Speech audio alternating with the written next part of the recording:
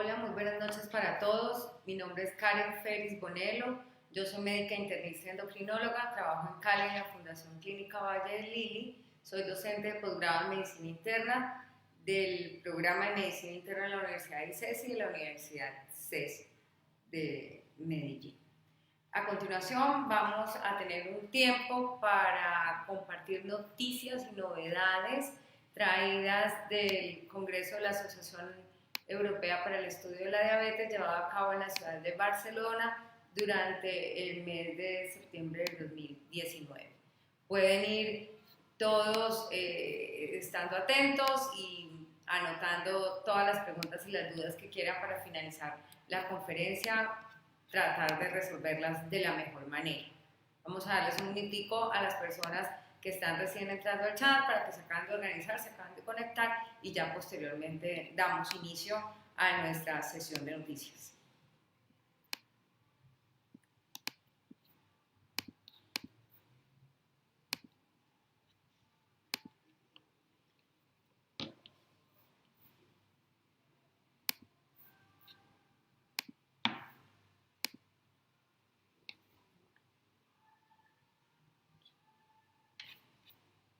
Bueno, este es el conflicto de interés para esta presentación.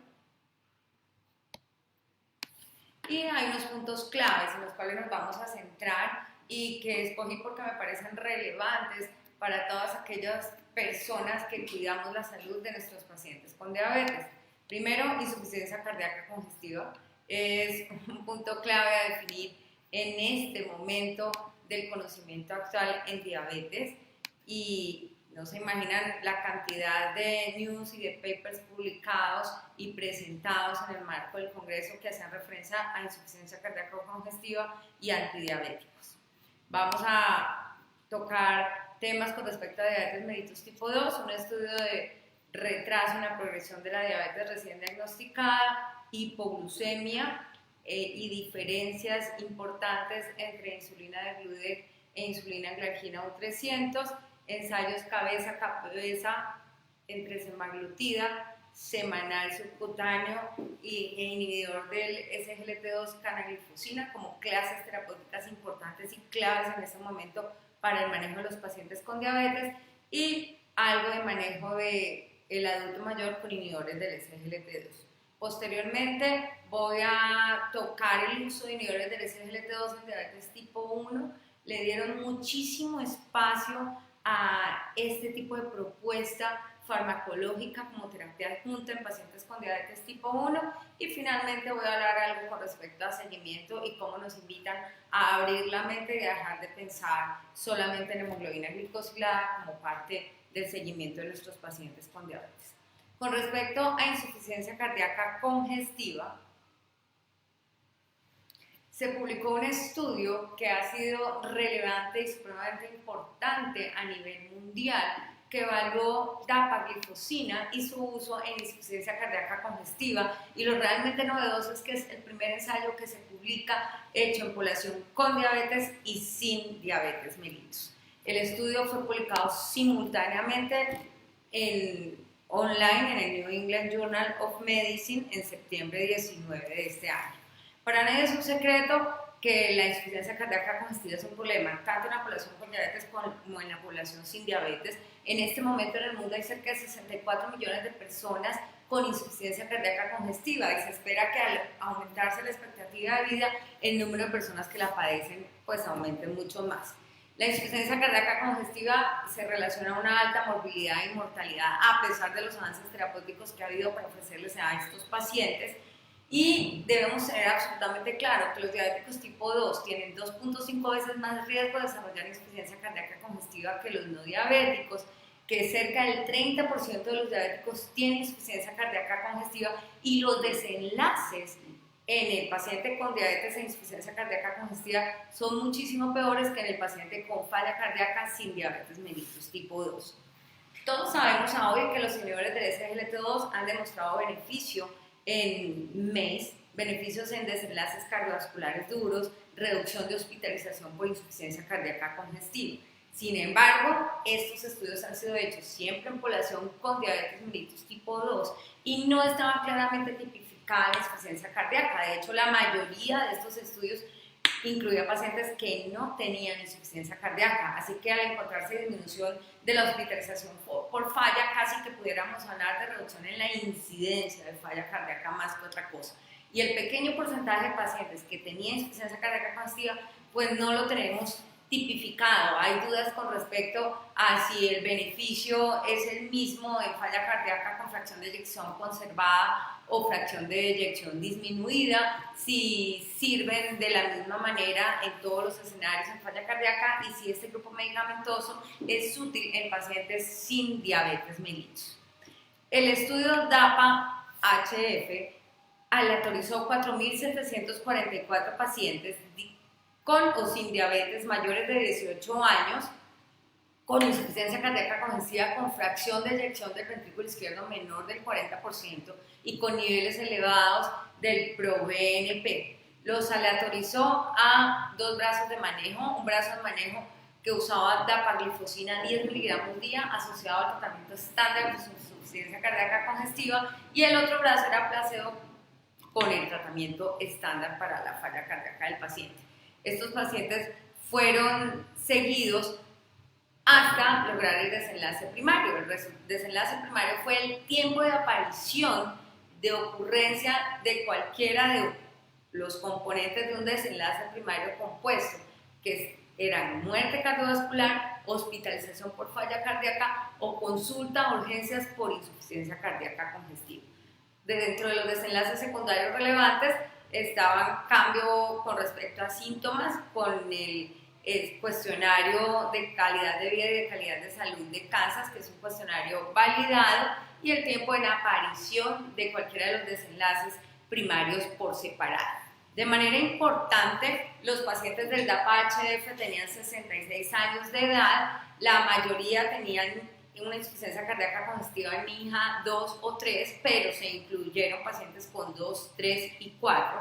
La fracción de eyección promedio fue el 31%, el péptido natriurético N-terminal estuvo alrededor de 1.300 picogramos por mililitro, una tasa de filtración glomerular de 66 mililitros minuto. Estos pacientes, de los 4.700 incluidos en el estudio, 45% tenían diabetes mellitus. De estos, el 42% venían con una diabetes diagnosticada y el 3% fueron diagnosticados de nuevo con una definición de hemoglobina glicosilada mayor de 6.5%. El resto de los pacientes no tenían diabetes y esto es de suma importancia.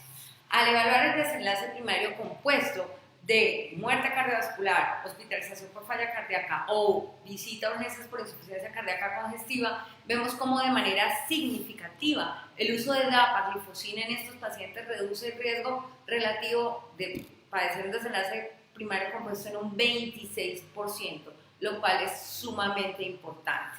Al evaluar cada componente de este desenlace compuesto, el empeoramiento del evento de falla cardíaca fue reducido por dapaglifosina en un 30% y la muerte cardiovascular fue reducida de manera significativa con el uso de dapaglifosina en un 18%.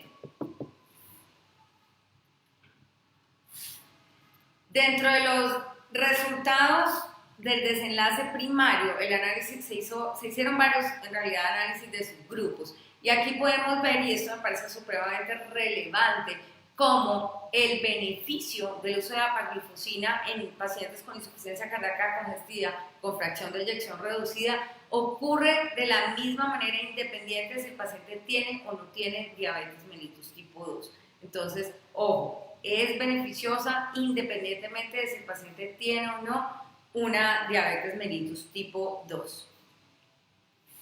Dentro de los desenlaces secundarios quise contarles algo que está tomando cada más fuerza como desenlace aceptado por los entes reguladores, que es el cuestionario de calidad de vida y de estado de salud, compuesto fundamentalmente por calidad de vida, limitación funcional, limitación social del paciente y síntomas.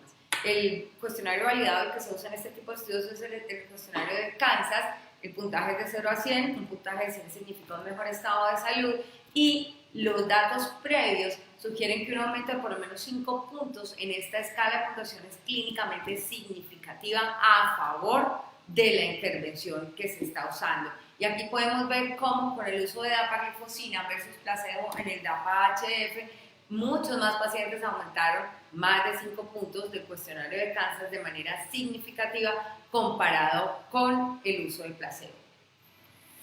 Dentro de los desenlaces, efectos adversos importantes, se quería evaluar cómo les iba desde el punto de vista renal a los pacientes. Todos sabemos que este grupo medicamentoso puede inducir un deterioro transitorio e inicial de la función renal que posteriormente se recupera y se estabiliza. Aquí vemos cómo no hubo una diferencia significativa en la función renal entre pacientes que recibieron dapaglifosina versus aquellos pacientes que recibieron terapia con placebo. La mortalidad por todas las causas fue un análisis secundario también relevante y esta fue reducida en el grupo de dapaglifosina en un 17% de los pacientes. Con respecto a seguridad, no hubo diferencia significativa entre dar dapaglifosina y placebo, y en desenlaces importantes y buscados de manera intencional que han sido asociados históricamente al uso del SGLT2 como fracturas, amputaciones, no hubo diferencia significativa entre dapaglifosina y placebo. Este es entonces el primer ensayo clínico que evalúa el efecto de un inhibidor del SGLT2, en este caso dapaglifosina, en población con insuficiencia cardíaca congestiva no diabética.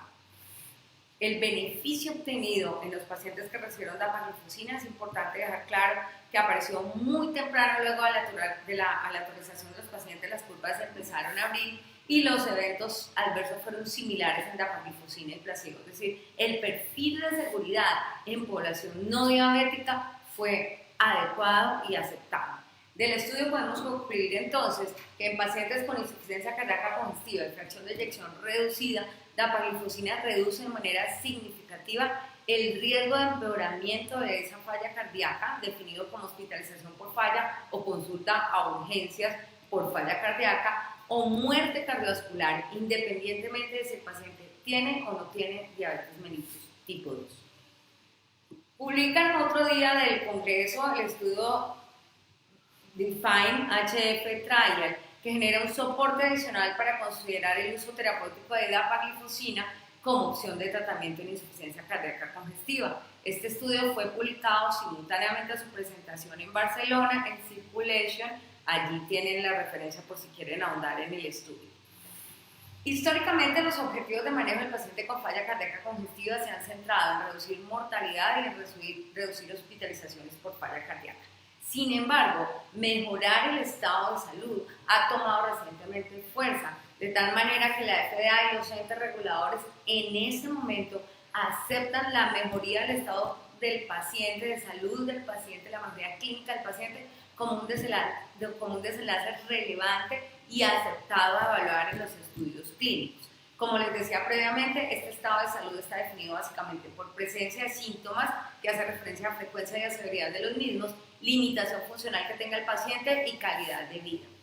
Este estudio fue un estudio iniciado por los investigadores independientes que incluyó 261 pacientes diabéticos tipo 2 con insuficiencia cardíaca con fracción de eyección reducida y niveles elevados de fracción NT del ProBNP, aleatorizados a 12 semanas para recibir dapaglifosina con su cuidado estándar para falla cardíaca congestiva o placebo en adición al cuidado estándar. Ellos como desenlace primario plantearon 2 puntos. Uno, el valor promedio de la fracción amino terminal del ProBNP a la semana 6 y a la semana 12 del tratamiento. Y 2, un desenlace compuesto del porcentaje de pacientes que habían logrado una reducción mayor del 20% del ProBNP, fracción N terminal, más pacientes que habían logrado un aumento de 5 puntos en la escala de Kansas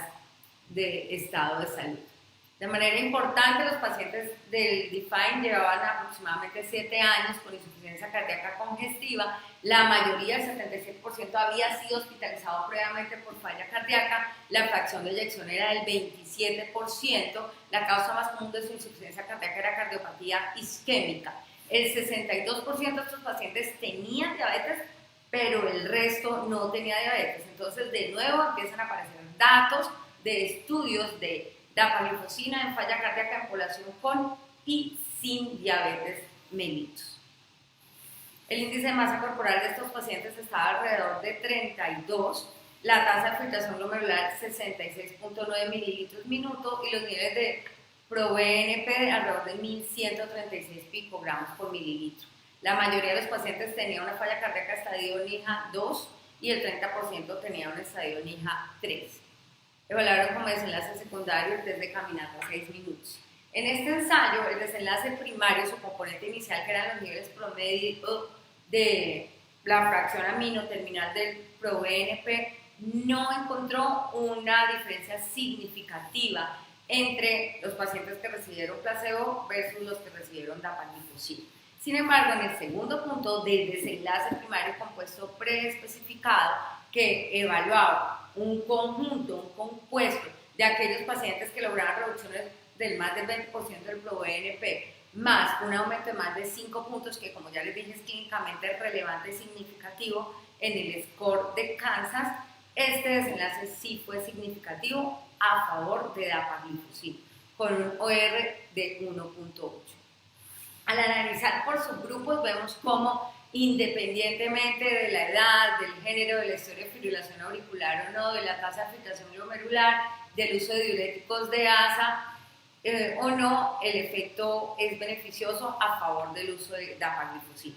Desenlace secundario, test de caminata de 6 minutos, no hubo una diferencia significativa y desde el punto de vista seguridad es importante aclarar cómo fue seguro adicionar dapagliflozina al manejo de estos pacientes, tuvieran o no tuvieran diabetes.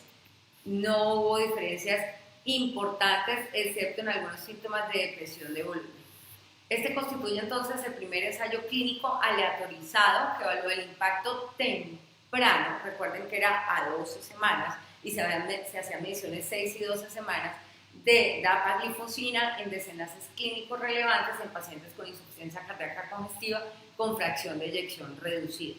El efecto se encontró benéfico independientemente de si el paciente tenía diabetes o no, y los eventos adversos fueron similares en ambos grupos, haciendo aceptable su perfil de seguridad. Se concluye entonces, según este estudio, que en pacientes con falla cardíaca congestiva y fracción de eyección reducida, dapagliflozina adicionada al cuidado estándar durante 12 semanas no afectan los niveles de la fracción N-terminal del ProBNP, pero aumenta la proporción de pacientes con mejoría clínica en síntomas, estado funcional y calidad de vida de los pacientes. Con respecto a diabetes tipo 2 y novedades presentadas en el Congreso, se presentó el estudio Verify, que evaluó el efecto de beta-gliptina asociada a metformina versus inicio de monoterapia con metformina en pacientes diabéticos recién diagnosticados. La foto del paper fue publicado también online en el momento de la presentación el 18 de septiembre de 2019. Todos sabemos que las guías de manejo del paciente con diabetes mellitus tipo 2 nos sugieren empezar con monoterapia con metformina de manera regular en casi todas las asociaciones científicas, excepto en la Asociación de Cardiología Europea, según el último reporte.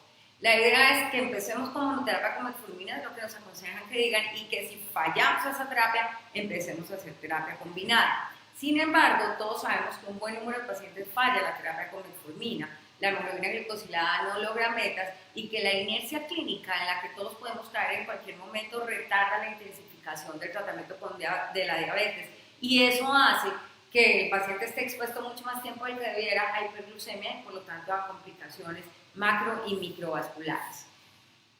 Hay entonces una parte del mundo que siempre ha sugerido y apoyado el uso de terapia combinada inicial en pacientes diabéticos de reciente diagnóstico, con la premisa de que esto permite lograr un mejor control glucémico a más corto tiempo después del diagnóstico y que esto seguramente se va a traducir en mejores desenlaces clínicos.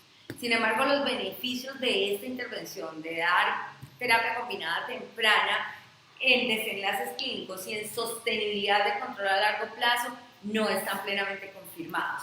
Surge entonces este estudio que es muy interesante porque incluye 2.000 pacientes diabéticos tipo 2 con máximo 2 años de evolución, no más de 2 años de evolución del diagnóstico, con índice de masa corporal entre 22 y 40 kilogramos por metro cuadrado, seguidos a 5 años. Esto es importante para hablar sostenibilidad.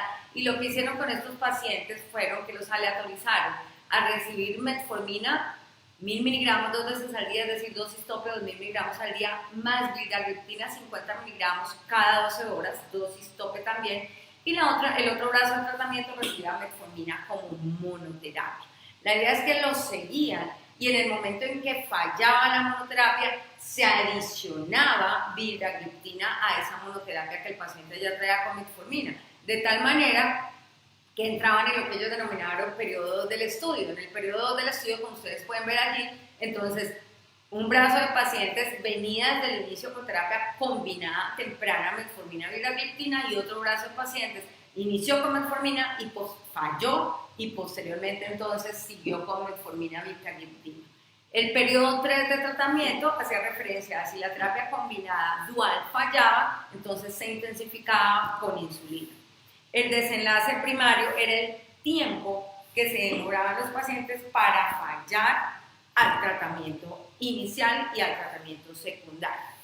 De manera importante, los investigadores del estudio, encontraron que aquellos pacientes, como ven ustedes allí, la terapia combinada es la línea azul, la terapia monoterapia desde el inicio es la línea roja, de manera significativa, con un HR de 0.5 anotado abajo con una P significativa, dar terapia combinada desde el inicio en pacientes con reciente diagnóstico de diabetes retrasa, ¿sí?, el tiempo en el que el paciente va a fallar al tratamiento.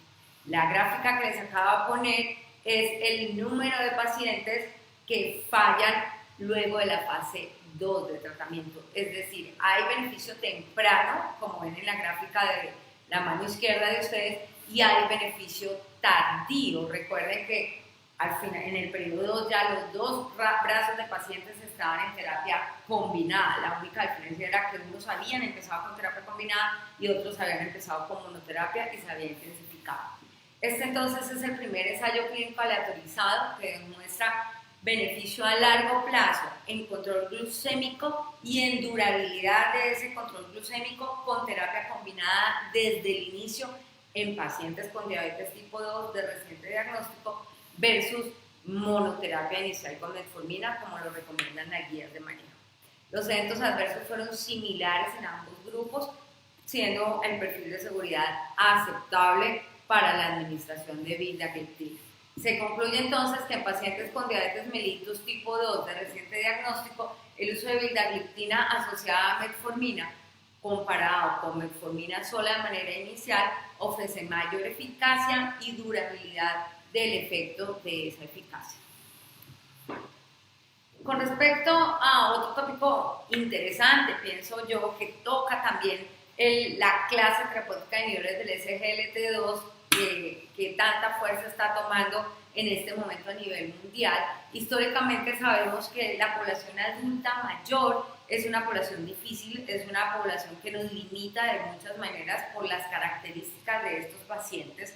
Por lo menos una cuarta parte de los adultos mayores de 65 años tienen diabetes tipo 2 e históricamente esta población está excluida de los ensayos clínicos y con SGLT2 y en general con cualquier fármaco.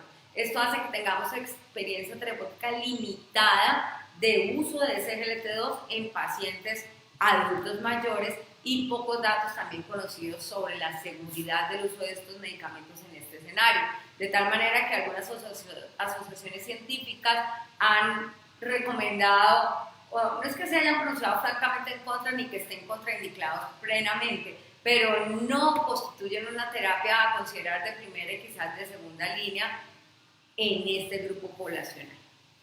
Presentan entonces un subanálisis del estudio de Eclair, TIMI 58, que todos sabemos que fue el estudio de desenlaces cardiovasculares de dapagliflozina en pacientes con diabetes mellitus tipo 2. Fue el estudio más grande que incluyó más número de pacientes diabéticos tipo 2 aleatorizados a dapagliflozina versus placebo más cuidado estándar. Y dentro de este estudio había 7.900 pacientes mayores de 65 años, de los cuales casi 1.100 pacientes tenían más de 75 años. Y esto nos da cabida a hacer un subanálisis importante con respecto a qué pasa si usamos dapagliflozina en términos de eficacia y sobre todo en términos de seguridad en esta población tan especial. Los pacientes, aquí vemos en esta tabla en la columna izquierda, están los pacientes menores de 65 años, en la columna del medio los pacientes de más de 65 pero menos de 75 y en la columna de la derecha los mayores de 75. Vemos cómo por razones obvias en la primera fila la duración de la diabetes es mayor en aquellos mayores de 65 y mayores de 75 años de manera significativa. Vemos cómo el índice de masa corporal es menor en aquellos mayores de 75 años, seguramente asociado a sarcopenia relacionada con la edad.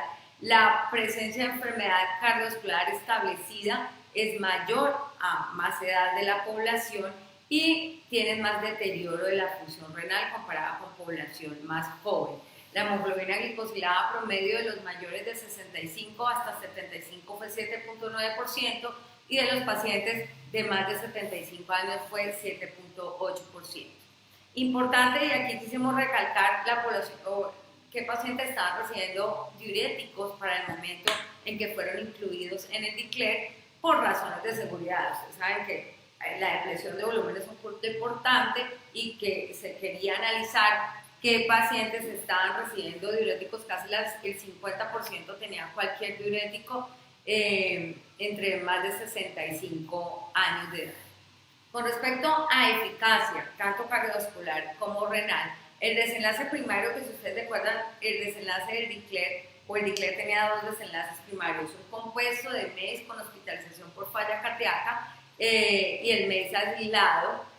En la primera grupo de pacientes ustedes ven este desenlace primario compuesto de cardiovascular y falla cardíaca y vemos cómo el efecto es a favor de la dapagliflozina independiente de la edad. Y si vemos un poco más abajo, bueno, el MEIS no fue significativo, todos recuerdan la data del estudio de DICLER, pero en hospitalización por insuficiencia cardíaca congestiva, miren cómo hay beneficios significativos en la población entre 65 y 75 años de edad, lo cual resulta muy importante. Con respecto a eficacia renal, miren cómo el beneficio renal obtenido con la administración de dapagliflozina es significativo a favor de la administración de la misma y es independiente de la edad del paciente. Metabólicamente hablando, dapagliflozina en este subanálisis también demuestra que es eficaz en la población adulta mayor, en los viejos y en los muy viejos, así son definidos. Y vemos cómo en azul está el porcentaje de pacientes con dapagliflozina que logran menos de 8 hemoglobina glicosilada y en rojo podemos ver el porcentaje de pacientes que logran menos de 8 hemoglobina glicosilada con el placebo. Vemos cómo de manera significativa, ahí están indicadas los valores de la P, más pacientes con dapagliflozina versus con placebo logran esa meta de menos de 8 hemoglobina glicosilada que, como ustedes saben, se considera adecuada para la edad. Un punto importantísimo que nos ayuda a nosotros a definir si uso o no entonces este tipo de medicamentos es la seguridad en esta población adulto mayor. Y puntos relevantes de seguridad, la depresión de volumen por el uso de medicamentos adicionales, hipotensores o diuréticos que pueden empeorarla. Y miren cómo no hay una diferencia significativa, miren que el intervalo de confianza atraviesa el 1 entre usar dapagliflozina o placebo, ni entre 65 y 75 años, ni en mayores de 75 años. De la misma manera, la insuficiencia renal aguda, que como ya les conté, puede aparecer y es transitoria y de manera inicial con el uso de este tipo de medicamentos, los pacientes mayores de 75 años que reciben placebo tuvieron incluso más insuficiencia renal aguda. Fracturas de desenlace importante a buscar en esta clase medicamentosa y sobre todo en pacientes con esta edad. No hubo una diferencia significativa entre dapagliflozina y placebo, tampoco hubo diferencia entre tasas de malignidad. La hipoglucemia se presentó incluso más en los pacientes que recibieron placebo versus en los que recibieron dapagliflozina, seguro desde el punto de vista de hipoglucemia, Y la cetoacidosis diabética sí fue un poco más numéricamente hablando en los pacientes que recibieron DAPA versus placebo mayores de 75 años. Sin embargo, el número de casos fue 3 en un grupo y 2 en el otro. Lo que sí, y esto es consecuente con toda la data que hay de toda la clase medicamentosa, hay más infecciones urinarias y más infecciones genitales en la población que recibe dapagliflozina.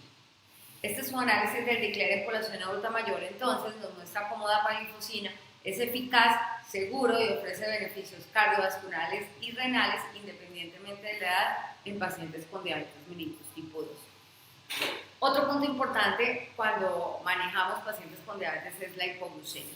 Todos sabemos que constituye el principal limitante en el logro de metas, tanto por parte de los pacientes como por parte nuestra. Es mucho más común de lo que creemos, está asociada a desenlaces adversos que incluyen mortalidad, es un desenlace vital en todos los pacientes con diabetes y aumenta los costos del sistema de salud cuando se evalúan estos en la cohorte de pacientes con diabetes. Presentaron el estudio CONCLUDE, un estudio muy esperado. El estudio CONCLUDE fue un estudio evaluado específicamente para evaluar el riesgo de hipoglucemia en pacientes diabéticos tipo 2 que venían usando terapia con insulina, y esto es muy importante porque hay otro estudio cabeza a cabeza entre degludec e insulina glargina U300, pero estos pacientes no traían insulina y tenían un riesgo basal diferente de hipoglucemia. Entonces, incluyeron 1.609 pacientes diabéticos que venían con insulina y estaban mal controlados, los aleatorizaron a usar degludec con su terapia antidiabética o a usar glargina U300 con su terapia antidiabética. Hay que ponerle un poco de atención a este diseño porque ellos tuvieron allí algo indeseable. El estudio estaba diseñado para que durara 52 semanas, de las cuales 16 semanas eran un periodo de titulación que lo ven ustedes en verde, y luego seguía un periodo de mantenimiento compuesto por 36 semanas. Y el desenlace primario del estudio era evaluar la hipoglucemia confirmada en ese periodo de las 36 semanas del seguimiento.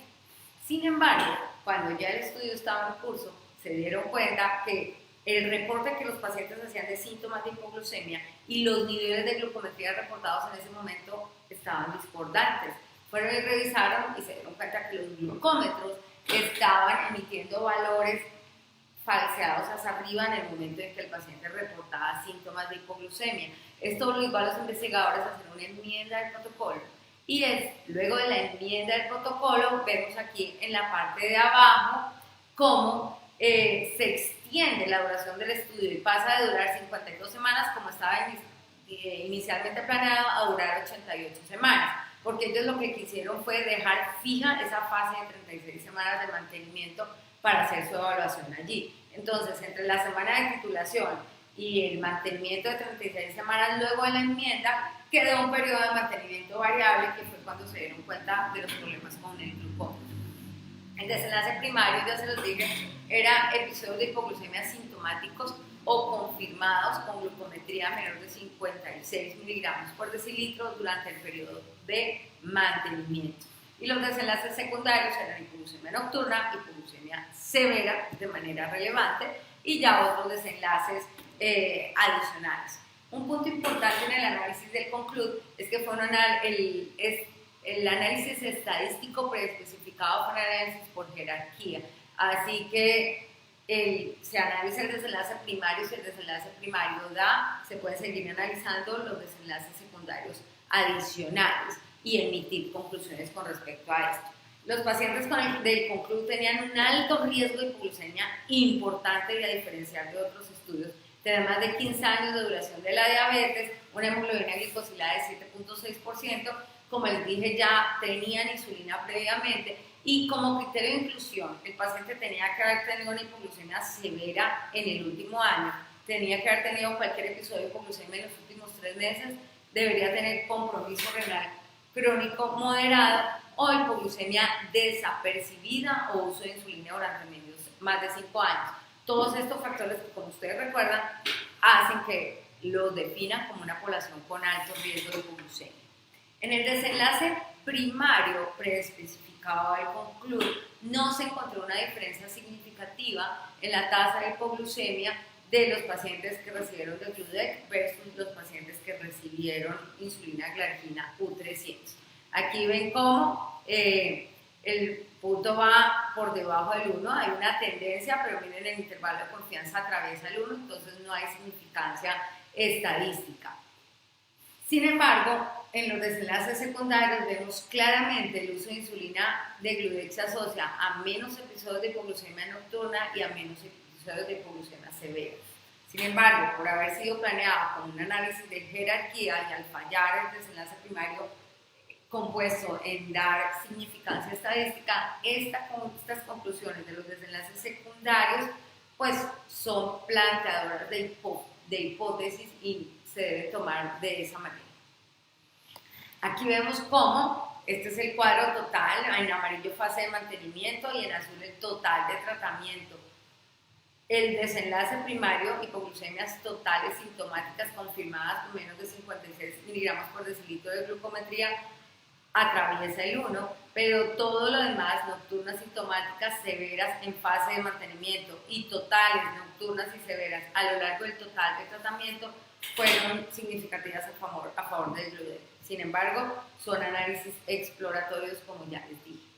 La dosis de insulina de Gludex fue menor que la dosis que se necesitó de glargina U300. Hubo una discreta disminución de hemoglobina glicosilada, un poco más con uso de Gludex versus glargina, y no hubo diferencia en tasa de eventos adversos. La conclusión entonces es que en este estudio, la insulina de Gludex no demostró reducir de manera significativa la tasa global de hipoglucemia sintomática confirmada en el periodo de mantenimiento cuando se compara con glargina U300. Sin embargo, se asoció, no podemos decir nada más, análisis exploratorios planteadores de hipótesis a menos tasa de hipoglucemia severa y de hipoglucemia nocturna. En diabetes mellitus tipo 2, todos estamos conscientes de que las guías pues, proponen metformina si el paciente falla a usar una terapia combinada. Y hay dos grupos medicamentosos muy interesantes que nos ayudan a cumplir la meta TIP de muy buena manera: los agonistas del receptor del GLP-1 y los inhibidores del SGLT2. Publicaron el Sustain 8, publicado online también en Lancet el 17 de septiembre del 2019 en el marco del lanzamiento del Congreso. Y la idea era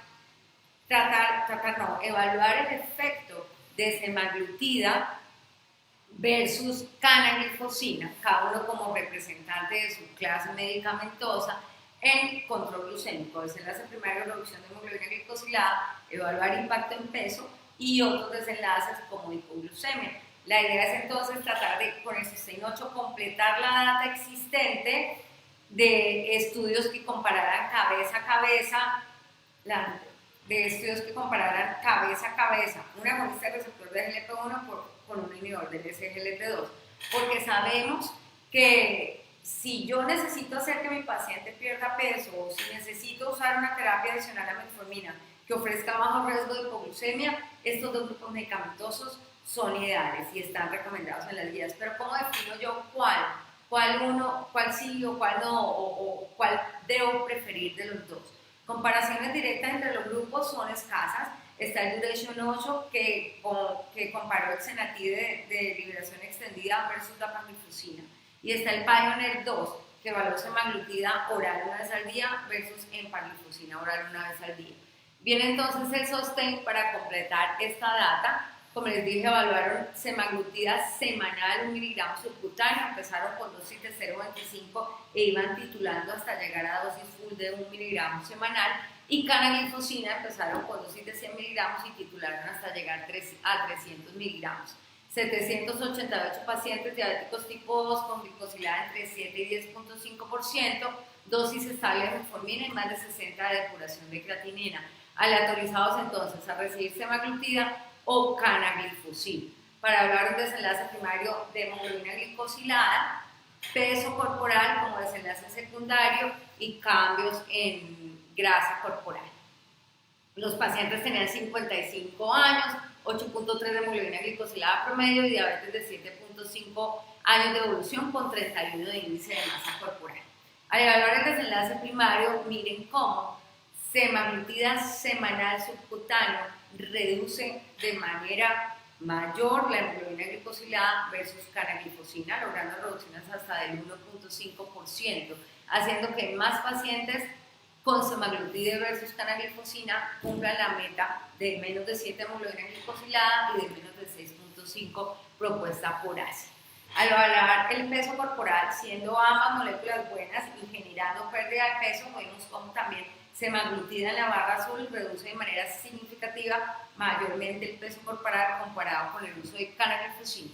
Y al evaluar el porcentaje de pacientes que pierden más del 5, del 10 y del 15% del peso corporal, que recuerden ustedes que son las definiciones de significancia clínica cuando uno habla de pérdida de peso, no hubo diferencia entre aquellos pacientes que lograron más del 5% de pérdida del peso, pero semaglutida sí logró que más pacientes perdieran más del 10% y más del 15% del peso corporal comparado con el uso de canaglifosina. Los eventos adversos fueron similares, excepto lo esperado. Más eventos adversos gastrointestinales con semaglutida semanal, como pueden ver allí, y más infecciones genitales en aquellos pacientes que usaron canaglifosina, como también lo vemos allí. Desde el punto de vista de hipoglucemia, los dos son medicamentos seguros con una baja tasa de hipoglucemia. La conclusión entonces es que el sostén 8 muestra que semaglutida semanal es superior a canaglifosina en términos de reducción de hemoglobina glicosilada y peso corporal, con un perfil de seguridad similar, pero obviamente con más efectos gastrointestinales en semaglutide y más infecciones genitales en aquellos pacientes con canaglifosina.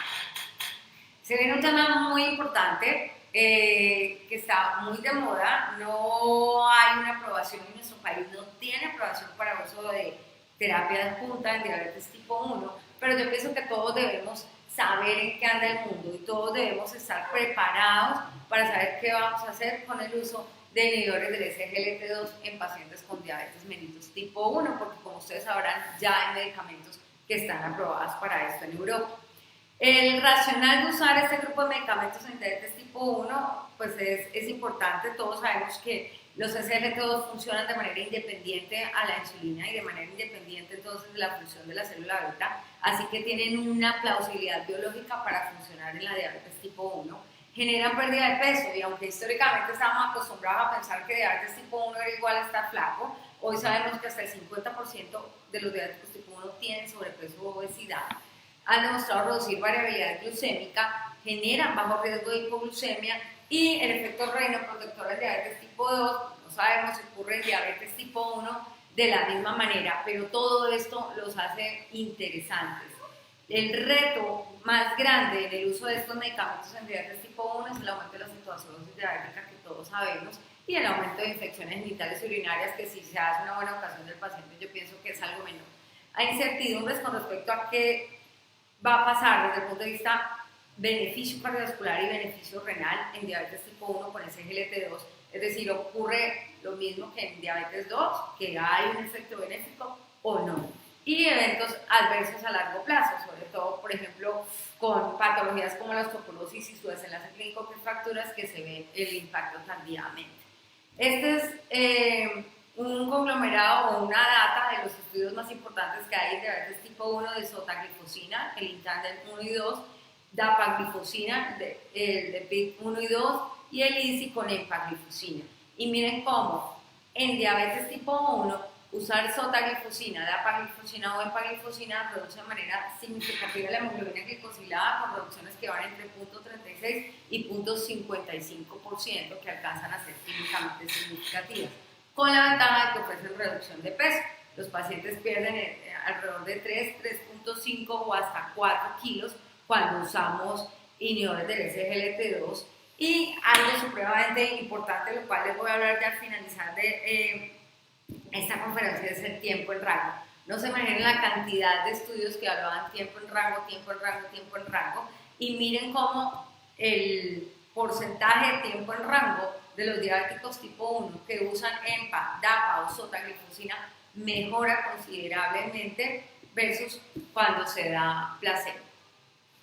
El cambio de la presión arterial sistólica es otro punto importante, es otro punto a favor de un potencial beneficio cardiovascular visto en estos pacientes, y aquí al igual que en diabetes tipo 2 tanto de empaglifosina como de apaglifosina, ha demostrado reducir de manera importante y significativa la presión arterial sistólica.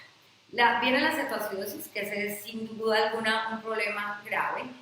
Los estudios son consistentes igual con las tres moléculas en que si yo uso un SGLT2 se aumenta el riesgo de cetoacidosis diabética en nuestros pacientes con diabetes tipo 1. El riesgo está aumentado alrededor de 3 a 4 veces según los ensayos clínicos. Aquí está el metaanálisis, pues que favorece claramente al placebo. ¿Cuál es la idea? Entonces no nos vamos a dar. Se ha creado un grupo de consenso internacional de endocrinólogos que trabajan en este tema de diferentes países a nivel del mundo. Esta conferencia la dio el doctor Thomas Dann, que es un alemán que trabaja activamente en diabetes tipo 1 y en inhibidores del SGLT, ¿sí? Y la idea es que recientemente se publicó y los invito porque es un documento muy fácil de leer, muy agradable y supremamente importante con pautas claras de lo que se viene, el uso de SGLT2 como terapia adjunta. Y la idea es que todos promovamos el uso seguro de estos medicamentos en diabetes tipo 1. No es decir, no los vamos a dar, no los vamos a dar nunca, sino más bien cómo aprender a usarlos de una manera segura para nuestros pacientes con diabetes tipo 1. Los factores de riesgo para que un paciente diabético tipo 1 haga cetosis en el contexto del uso de un SGLT2 están claros. Los pacientes, hay niveles de riesgo de cetoacidosis diabética, como vemos acá, riesgo moderado alto, riesgo bajo moderado o riesgo mínimo bajo. Esto aquí me voy a detener un poquito en la siguiente diapositiva que está más fácil. Y la idea es que tenemos que saber y aprender a elegir muy bien el paciente al que potencialmente le podemos dar un SGLT2 siendo diabético tipo 1. El paciente tiene que ser mayor de 18 años de edad, tiene que ser un paciente adherente. Ese es el punto 1A y lo recalcaron todo el tiempo. Tiene que ser capaz de tener un autocuidado de su diabetes, de hacerse glucometrías, de medirse cetonas, de entender qué hacer con unos resultados potenciales al medirse sus glucometrías y sus cetonas. Tiene que haber recibido entrenamiento en medición de cetonas y en conductas a tomar si estas son positivas. Tiene que tener obviamente acceso a tiras para medirse cetonas en sangre o en orina. No pueden usar, o al menos el uso de alcohol debe ser leve a moderado. Tampoco pueden usar drogas ilícitas. No pueden tener algún compromiso cognitivo que les impida manejarse de manera adecuada y no debe estar embarazada. Entonces la idea es que para yo empezar de manera segura esta terapia en mis pacientes, pues tengo primero que corroborar que mi paciente no tiene cetonas en el momento del inicio, y esto lo define un beta-hidroxibutirato menor de 0,6 o unas cetonas en orinas menores de una cruz, que esté adecuadamente entrenado en medición de cetonas y en factores de riesgo, en identificar tempranamente cetosis asociada al uso de medicamentos, que esté bien hidratado. No se puede nunca usar este tipo de fármacos en pacientes diabéticos tipo 1 deshidratados, que tenga una función renal con una depuración mayor de 60 mililitros minuto, y eso es supremamente importante, más de 27 de índice de masa corporal. No deberíamos considerar el uso de estos fármacos en diabéticos 1 con menos de 27 de índice.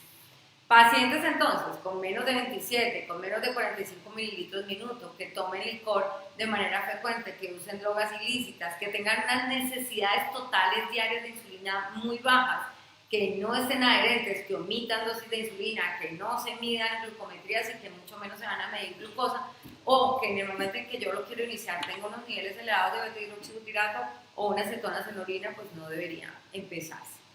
Es importante, como mostró el doctor en esta diapositiva, la educación del paciente, pero ojo, la educación de nosotros. Y este es el punto que tenemos que ir desarrollando mientras nos autorizan su uso en nuestro país. Tenemos que aprender muy bien los criterios de selección adecuada del paciente para estos fármacos. Tenemos que estar capaces nosotros o tener un educador que entrene de manera adecuada a los pacientes en definición, factores de riesgo y conductas, evaluación y conductas a tomar en la cetosis, y estrategias de tratamiento claras si mi paciente hace cetosis en el contexto del uso de un SGLT2. Ellos entonces ponen unos puntos de corte o proponen unos puntos de corte con unas estrategias de tratamiento basado fundamentalmente en el nivel de cetonas. Si son normales, pues no hay que hacer nada. Si están ligeramente elevadas, el paciente debe comer, debe ponerse insulina, debe hidratarse y debe chequearse de manera consecutiva glucosa y cetonas. Si están entre 1.5 y 3 o cetonas en orina de 2 cruces, se tiene que hacer lo mismo, es decir, comer, hidratarse, ponerse insulina, pero buscar un consejo médico, y si tiene más de 3 de cetonas, definitivamente el paciente debe ser llevado a un servicio de urgencias. Importante ponerle atención a la dosis de insulina cuando uno va a empezar, por eso no se recomiendan a aquellos pacientes que tienen muy bajos requerimientos. Existe riesgo de hipoglucemia, como les va tan bien, entonces se empieza a bajar considerablemente la glucosa, y muchas veces para evitar hipoglucemia nos vemos expuestos a necesitar bajar dosis de insulina. Sin embargo, dos cosas importantes: uno, la insulina basal no se toca, no por lo menos al comienzo, y dos, uno debe disminuir en un 20% la dosis del primer bolo de insulina de la comida, de la primera comida, una vez el paciente empieza. Es decir, si el paciente se toma el medicamento por la mañana, habría que reducir la dosis del bolo de insulina rápida al desayuno en un 20%, y ver con glucometrías cómo se va aportando durante el resto del día. Si vemos que necesitamos bajar y bajar y bajar dosis de insulina porque el paciente está muy bien, es preferible suspender el inhibidor del SGLT2, pues para evitar el desarrollo de cetoacidosis. Obviamente siempre que haya una comorbilidad, el paciente debe suspender su pastilla de inhibidor del SGLT2. Plantear el protocolo STITCH, tener claro que ante sospecha o aparición de cetosis hay que parar el inhibidor, hay que administrar insulina, hay que administrar carbohidratos, y el paciente debe hidratarse de manera importante. Aquí hay un par de links, aquí está www.attdeducation.com para que consulten todas las estrategias educativas que hay al respecto, y este link también de la Asociación Europea del Estudio de la Diabetes, donde hay una explicación más a fondo con respecto al uso de estos medicamentos. Ya para finalizar, con respecto al seguimiento de diabetes tipo 2, viene un tema que particularmente me gusta mucho, y es un llamado. Esta conferencia la hizo el doctor Richard Bergestal, que trabaja activamente en tecnología en diabetes, que es seguimiento en diabetes, un llamado para ver más allá de hemoglobina glicosilada. Entonces, tiempo en rango y monitoreo continuo de glucosa. Se hago aquí una cuña, no se les olvide escribir las preguntas que tengan a través de el medio en el que están conectados. La idea es que históricamente estamos acostumbrados a usar hemoglobina glicosilada para ver cómo están nuestros pacientes con diabetes. Tienen toda la evidencia con respecto a que a más glicosilada, más riesgo de complicaciones micro y macrovasculares, y a menos glicosilada reduzco de manera significativa estas complicaciones. Sin embargo, la glicosilada tiene sus limitantes, que todos conocemos. La glicosilada es un promedio, así que un valor X de hemoglobina glicosilada puede asociarse a múltiples valores diferentes de glucemia. Pacientes que tengan una misma hemoglobina glicosilada pueden tener trazados completamente diferentes y necesitar estrategias de tratamiento completamente diferentes. La glicosilada no me predice hipoglucemias, no me dice si el paciente está teniendo hipoglucemias desapercibidas o no, tampoco me evalúa la variabilidad glucémica, y la glicosilada está alterada en ciertas condiciones fisiológicas y fisiopatológicas. Una mujer embarazada, un paciente con falla renal crónica, una hemoglobinopatía, una transfusión reciente, todas son cosas que van a alterar el valor de hemoglobina glicosilada. Y la idea es que cada vez toma más fuerza a que seamos conscientes de que el estar bien de un paciente con diabetes no depende solo de la glicosilada. Depende de la glicosilada, que es una evaluación del ambiente de hiperglucemia, pero como ustedes ven en la base de ese triángulo, depende también del tiempo que el paciente pasa en hipoglucemia y de la variabilidad glucémica que pueda tener este paciente. Y se viene entonces desde diciembre del 2017 el Consenso Internacional de Monitoreo Continuo de Glucosa, el cual fue actualizado a comienzos de este año, publicado en ATTD. Y la idea es que ellos nos proponen, están claramente establecidas, esto lo pueden encontrar de una manera muy simple en los estándares de manejo de la Asociación Americana de Diabetes. Se bajan gratis a través de la página de la asociación. Por primera vez en la historia se incluyó un capítulo de tecnología en diabetes, y ahí están claramente las indicaciones del monitoreo continuo de glucosa en mi paciente con diabetes. Y la idea es que todos empecemos a hablar el mismo idioma, y que si yo pido un monitoreo a un paciente porque así lo requiere, tenga claro qué voy a evaluarle a su monitoreo. Y dentro de ese que voy a evaluarle, el tiempo en rango toma una vital importancia. ¿Qué es el tiempo en rango? El tiempo en rango es el porcentaje de tiempo en el que los niveles de glucosa de mi paciente están entre 70 y 180 miligramos por decilitro en una unidad de tiempo. Solamente yo puedo evaluar tiempo en rango en un día, puedo evaluar tiempo en rango en 14 días, que es como se hace en el monitoreo continuo de glucosa. Así la idea es que nuestro paciente se mantenga en esta línea verde que está acá, es decir, que la mayor parte del tiempo mi paciente esté entre 70 y 180. Y esto haría entonces que si yo tengo más tiempo en rango, pues obviamente esté menos tiempo en hiperglucemia hacia arriba y menos tiempo en hipoglucemia hacia abajo. El tiempo en rango ha demostrado tener una buena correlación con la hemoglobina glicosilada, no sé si lo alcancen a ver allí. En la X está la glicosilada y en la Y el tiempo en rango. Miren cómo un tiempo en rango del 50% equivale a 8.2% de hemoglobina glicosilada. Y si yo aumento el tiempo en rango al 60%, bajo la glicosilada en 0.8 con una correlación de 0.84, que es un buen coeficiente. Entonces, a más tiempo en rango, menos hemoglobina glicosilada.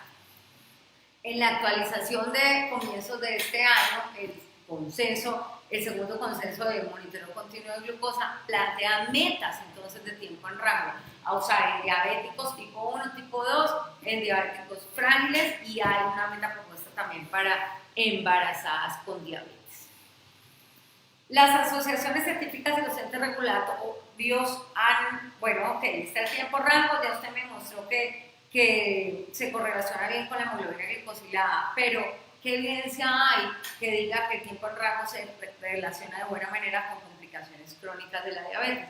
Hay dos estudios muy interesantes, uno que es muy bonito, es por el doctor Bergenstahl, que fue el que dio la conferencia, que cogió los pacientes del DSST, les calculó el tiempo en rango y demostró cómo, miren acá al lado izquierdo retinopatía y al lado derecho microalbuminuria como indicador de nefropatía. Entre menos tiempo en rango tiene el paciente, mayor riesgo de complicaciones microvasculares, riesgos significativos, 64% en retinopatía y 40% en microalbuminuria. En diabetes tipo 2 se demostró también, este es un estudio publicado a finales del año pasado en Diabetes que relevante, que demostró cómo, y este sí es un estudio con monitoreo continuo de glucosa, en diabetes tipo 2, estos son datos de retinopatía leve, moderada y severa, los dividieron en cuartiles de tiempo en rango. El cuartil, la barra más oscura es mayor tiempo en rango y la barra más clara es menor tiempo en rango. Y miren cómo de manera significativa, entre menos tiempo en rango tienen los pacientes, más retinopatía tienen y más severa es esta retinopatía. Finalmente, el doctor entonces planteaba usar el monitoreo continuo de glucosa, cuya sigla es AGP, como un ecocardiograma, que hagamos de cuenta que el monitoreo continuo de glucosa es un electrocardiograma en el manejo de la glucosa. Esta es una imagen del reporte, y es supremamente útil porque nos permite identificar dos cosas. ¿Hay algún problema en el control de mi paciente con diabetes? Y si la respuesta es sí, ¿dónde está ese problema? Porque es que al yo evaluar un trazado continuo en el día a día, yo puedo ver si se le sube, si se le baja, a qué hora se le sube, en relación con qué se le sube, en relación con qué se le baja, y plantearle soluciones al paciente. Y él proponía en su conferencia dos mnemotecnias, MGLR y FNLR, que hacen referencia a que uno siempre, y para definir buen control de un paciente con diabetes usando monitoreo continuo de glucosa, el paciente debería tener más verde y menos rojo, haciendo referencia a la barra de la derecha en la que se muestra el tiempo en rango en verde y las hipoglucemias en rojo, como ya les mostré, y el FNIR, que hace referencia a que uno quisiera que los pacientes siempre tuvieran un perfil plano, estrecho, con baja variabilidad y con un buen tiempo en rango. Para recordar entonces, ya para que nos quedemos con esto en casa, los inhibidores del SGLT2 y puntualmente dapaglifosina a hoy entonces constituyen una opción terapéutica en el manejo de la insuficiencia cardíaca congestiva en población diabética y, ojo, no diabética, demostrado en el DAPA-HF con reducción de desenlaces clínicos duros y demostrado en el DEFINE Trial con mejoría del estado de salud de los pacientes y de la calidad de vida. En diabetes tipo 2, una terapia combinada de manera inicial versus monoterapia con metformina sugiere mayor eficacia y sostenibilidad en el tiempo de hemoglobina glicosilada del estudio Verify. En diabetes tipo 2, ensayo cabeza a cabeza, semaglutida versus canaglifosina, mayor reducción de hemoglobina glicosilada, mayor reducción de peso y bajo riesgo de hipoglucemia con semaglutida comparado con canaglifosina. Y en diabetes tipo 2 entonces y adulto mayor, dapaglifosina ha demostrado ser eficaz en viejos y muy viejos y lo más importante, seguro. En hipoglucemia, que es un desenlace clave en el manejo de los pacientes con diabetes, el Conclude no demostró una diferencia significativa de hipoglucemia global confirmada en la fase de mantenimiento, se asoció con menos riesgo de hipoglucemia nocturna y severa como planteadores de hipótesis estos resultados. En diabetes tipo 1 nos pelamos, muy pocos pacientes logran metas y hay múltiples necesidades insatisfechas. Los inhibidores del SGLT2 entonces constituyen una opción atractiva, eficaz, y el principal reto es entonces la cetoacidosis diabética. Y para disminuir los riesgos de la misma debemos aprender nosotros a elegir adecuadamente al paciente, a educarnos nosotros y a educar al paciente para poder usar de manera segura estos medicamentos. En el seguimiento, definitivamente hacer un foco más allá de la hemoglobina glicosilada, no la vamos a desestimar, la vamos a seguir usando siempre, creo yo, pero no puede ser lo único. Tenemos que abrir nuestra cabeza y pensar un poco más allá de esa hemoglobina glicosilada, pedir más monitoreos continuos de glucosa que seguramente están indicados en muchos de nuestros pacientes y no lo consideramos, y analizar siempre al paciente desde el punto de vista tiempo en rango. Muchísimas gracias.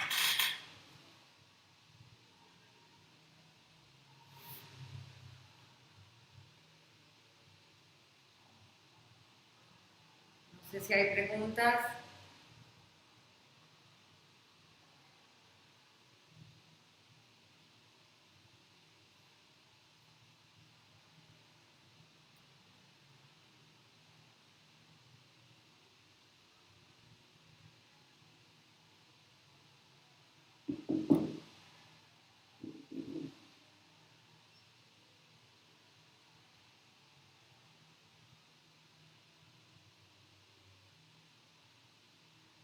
Bueno, por acá nos hacen una pregunta que es bastante interesante.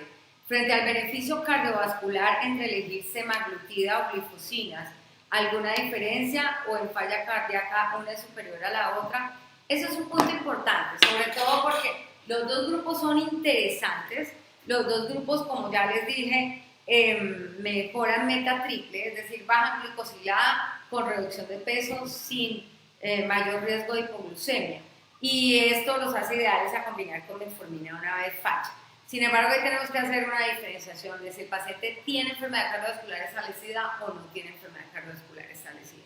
Si el paciente tiene enfermedad cardiovascular establecida, el paciente sí o sí debe tener un GLP-1 o un SGLT2 que haya demostrado beneficio cardiovascular. Eso está clarísimo.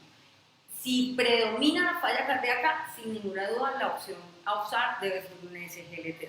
Si el paciente no tiene falla cardíaca, se puede usar cualquiera de los dos. Hay una jerarquía, liraglutida está de primero, semaglutida sigue, luego sigue dulaglutida, según la evidencia publicada, y posteriormente exenatida de las que tenemos disponibles, aunque SEMA no la tenemos todavía.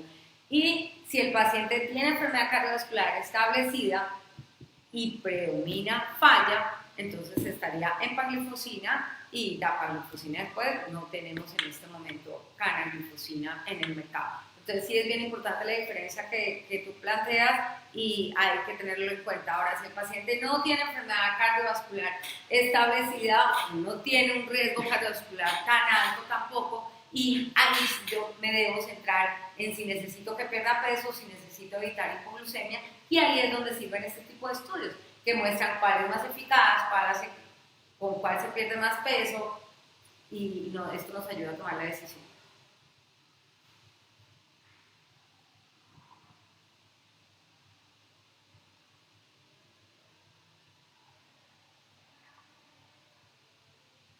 Bueno, por acá preguntan, entre empaglifosina y dapaglifosina, ¿cuál ¿Y por qué escoger en riesgo cardiovascular muy alto en profilaxis 2 en diabéticos?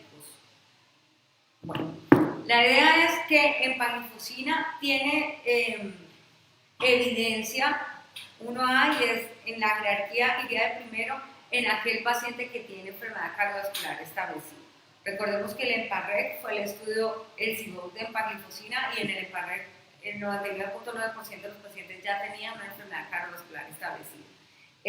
Dapagliflozina tiene su estudio que es el DICLER, que es el más grande, incluyó 17.000 pacientes, pero recuerden que el riesgo basal de los pacientes del DICLER era diferente al riesgo basal de los pacientes del EMPA-REC. Los pacientes del DICLER, 60% no tenían enfermedad cardiovascular establecida, 40% tenían enfermedad cardiovascular establecida. Seguramente a esta diferencia en el riesgo basal se le puede atribuir también que el desenlace compuesto de DAPA no haya dado, el MACE no dio, sí dio la hospitalización por falla, pero no dio el MACE, seguramente porque era población menos enferma.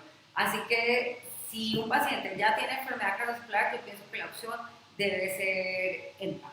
Si no, uno puede definir cualquiera de los dos, hay que tener en cuenta también costos, pero lo que sí es que debe ser EMPA si el paciente ya tiene enfermedad cardiovascular.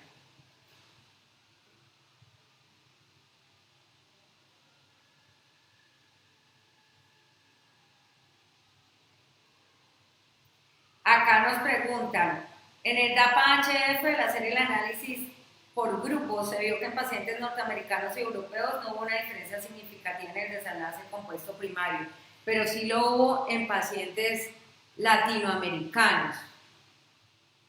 Yo veo una cosa por acá. Serían suficientes para generalizarlos en nuestra población, y por otro lado tampoco hubo diferencia en afrodescendientes y en mujeres. Se mencionó algo sobre la indicación de SGLT2 en mujeres. Puntualmente SGLT2 haciendo diferencia por género, no. Lo que se tiene es la data de todos los estudios que se han hecho de SGLT2 en hombres y en mujeres, y la idea es que el género no pareciera ser relevante en los estudios clínicos.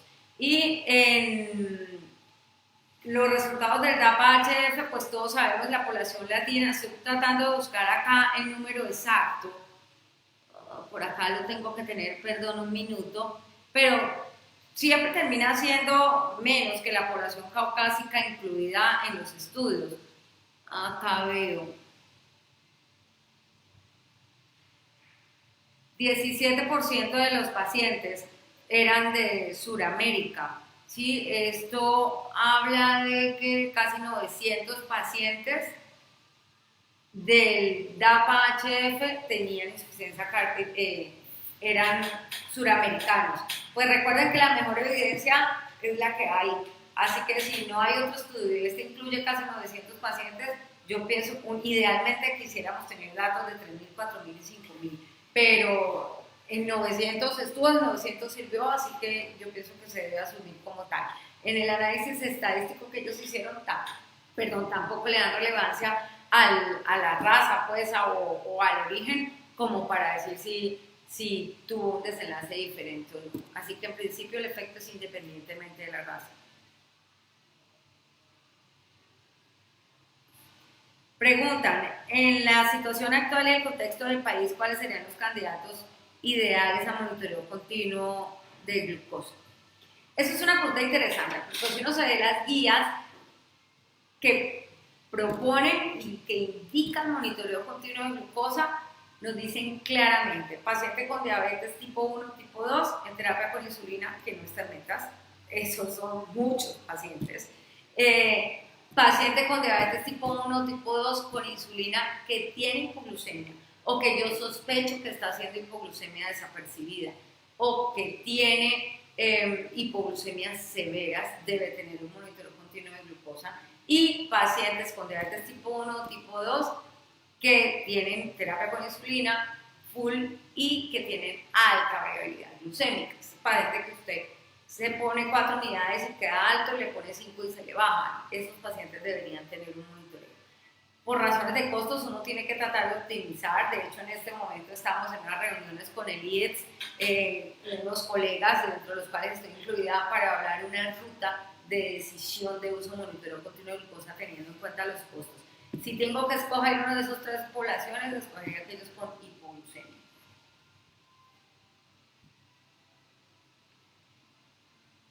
Quisiera saber, otra pregunta, si hubo algún ítem que tuviera en cuenta si hay un mayor riesgo de infección urinaria con SGLT2, si hay alguna diferencia entre los fármacos disponibles, por otro lado, cómo las combinaciones de SGLT2 y OPP4 respecto al manejo de estos pacientes.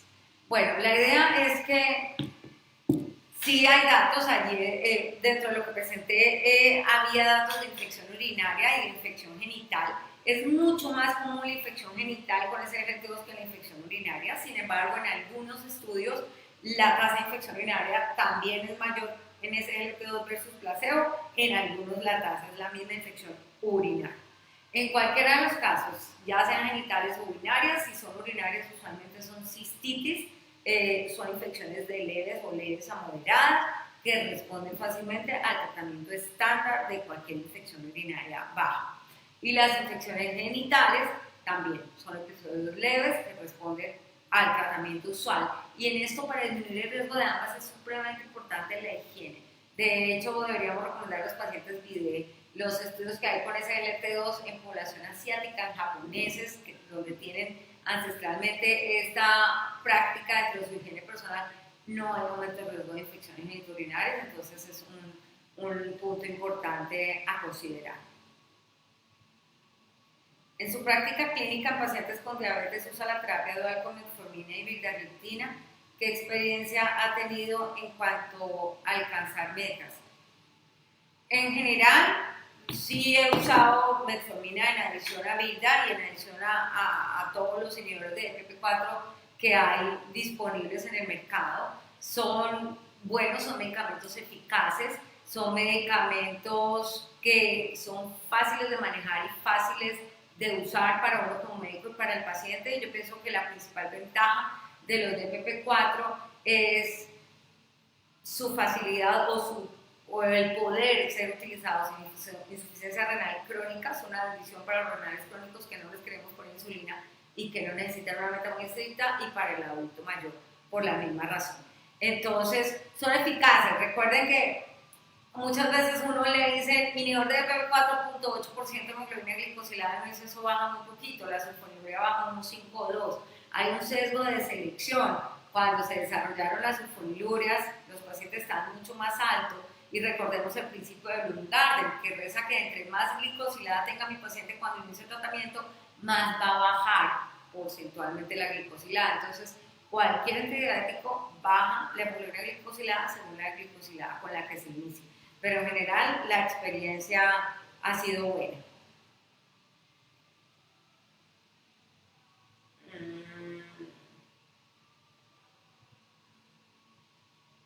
¿Qué papel juega hoy en día la insulina NPH y cristalina? Esto es un punto importante, han sido los pilares fundamentales del manejo con insulina. Yo pienso que los pacientes con diabetes tipo 1 todos tienen que tener análogos. La evidencia es clara con respecto al beneficio de análogos en diabetes tipo 1. Cristalina e insulina NPH tienen cabida, pienso yo, en diabetes tipo 2 sin hipoglucemia o con muy bajo riesgo de padecer hipoglucemia. ¿Qué otra combinación recomendaría para inicio de manejo de diabéticos 2 en recién diagnosticados? Esta pregunta es importante. Esta pregunta yo pienso que no tiene respuesta ahora. De hecho, por eso es interesante el estudio Verify, porque es el primero que muestra cómo le va realmente a largo plazo si yo empiezo tempranamente con combinación versus con monoterapia. Yo pienso que respuesta a esta pregunta y cuál es la combinación ideal nos la va a dar los datos del estudio GRADE, que está en curso, que evalúa la eficacia y la sostenibilidad del control de la hemoglobina glicosilada de 4 diferentes combinaciones de metformina. Desafortunadamente en el GRADE, por el tiempo en el que se empezó el estudio, todavía no estaban los SGLT2.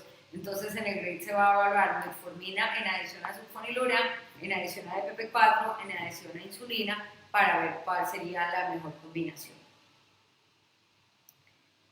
En el diabético que va para cirugía oncológica, ¿qué cifras orientan hacia un manejo óptimo prequirúrgico? Y si la hemoglobina glicosilada mayor de 9 contraindica la cirugía. Bueno, ese es un punto importante. Hay que evaluar primero esa estabilidad clínica del paciente. O sea, un paciente clínicamente inestable con polidipsia, con poliuria, pues no puede ser llevado a cirugía, tiene que estabilizarse y posteriormente ser llevado a cirugía. Históricamente se ha ligado una mayor hemoglobina glicosilada con peores desenlaces, sobre todo en cirugía cardiovascular, pero igual hay cirugías en diferentes escenarios que muestran que a más glicosilada peores desenlaces, así que idealmente el paciente sí tiene que ir con una hemoglobina glicosilada mejor controlada.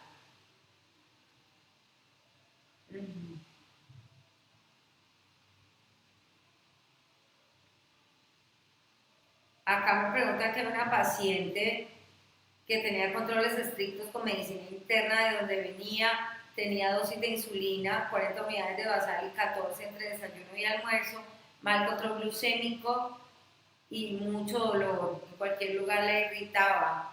¿Qué manejo plantearía? Bueno, yo asumo que es una paciente con diabetes tipo 2. Es importante saber si tiene o no célula beta funcionando en este momento, porque si la paciente tiene sobrepeso o obesidad y no tiene signos claros de falla de célula beta, esta paciente se podría intensificar su manejo con oral, con SGLT1 o con inyectable de insulina como un agonista receptor de GLP-1.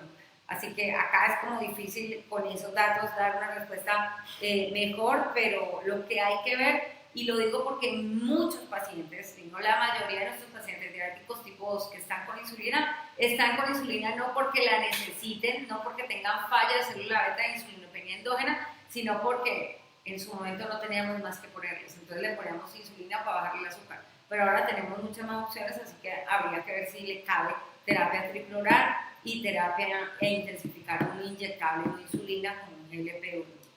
¿Qué impacto tienen los inhibidores del GLP-1 en falla cardíaca? Los GLP-1 son agonistas del receptor del GLP-1 y en falla cardíaca tienen un efecto neutro. No hacen daño, no benefician, es decir, son seguros desde el punto de vista cardiovascular. Bueno, no hay más preguntas, espero que haya sido de su agrado, que haya sido sobre todo de su utilidad estas noticias que trajimos desde el Congreso Europeo de la Asociación Europea para el Estudio de Diabetes. Muchísimas gracias y que descansen.